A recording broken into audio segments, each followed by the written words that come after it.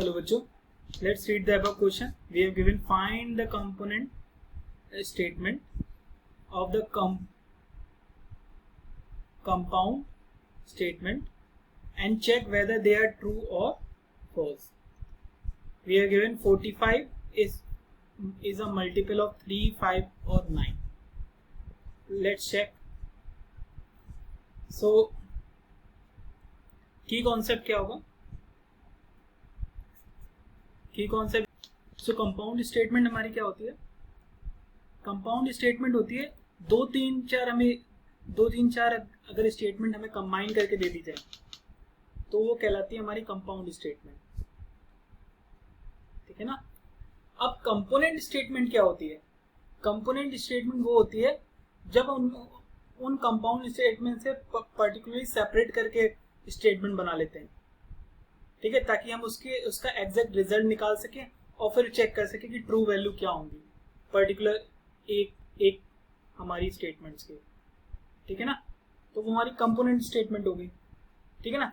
जैसे इस क्वेश्चन में देख लें, इस क्वेश्चन में हमें कंपाउंड स्टेटमेंट देख रखी है, तो हम क्या करेंगे, पहले इससे सेपरेट कंपोनेंट स्टेटमेंट बनाएंगे, इंडिविजुअल कंपोनेंट बना के स्टेटमेंट क्रिएट करेंगे, फिर ट्रू वैल्यू निकालेंगे, ठीक है ना. तो हमें क्वेश्चन में क्या गिवन है? क्वेश्चन में गिवन है 45 इज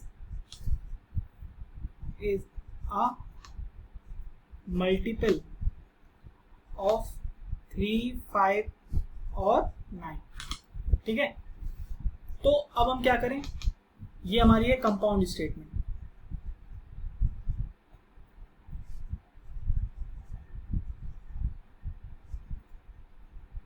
ठीक है. अब हमें इससे क्या बनानी, कंपोनेंट स्टेटमेंट फाइंड करनी है,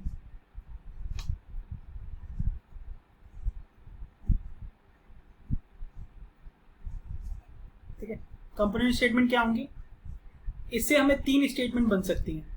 एक तो या तो 3 के लिए चेक करें, फिर 5 के लिए चेक करें, फिर 9 के लिए चेक करें, ठीक है. तो पहली S1 स्टेटमेंट क्या होगी?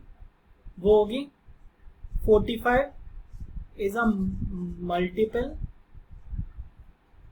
ऑफ 3. S2 क्या होगी?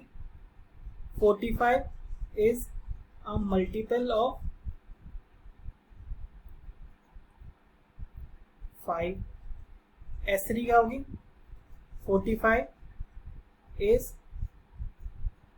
अ मल्टीपल ऑफ 9, ठीक है ना.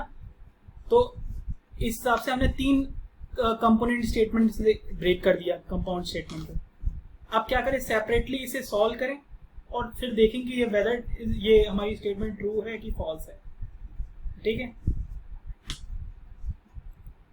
तो हमारी स्टेटमेंट 1 अगर देखते हैं, स्टेटमेंट 1 क्या कह रही है? 45 इज मल्टीपल ऑफ 3, ठीक है ना. तो हम क्या करें उसके लिए, इसके लिए 45 को डिवाइड करें 3 से, हमें क्या मिलेगा? 15. इसका मतलब क्या है? इट इज डिविजिबल,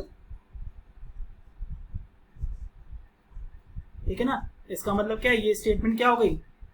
ट्रू, क्योंकि हमारे मल्टीपल क्या होता है, अगर वो नंबर उससे डिविजिबल हो जाए तभी वो क्या नाम है उसका मल्टीपल कहलाएगा.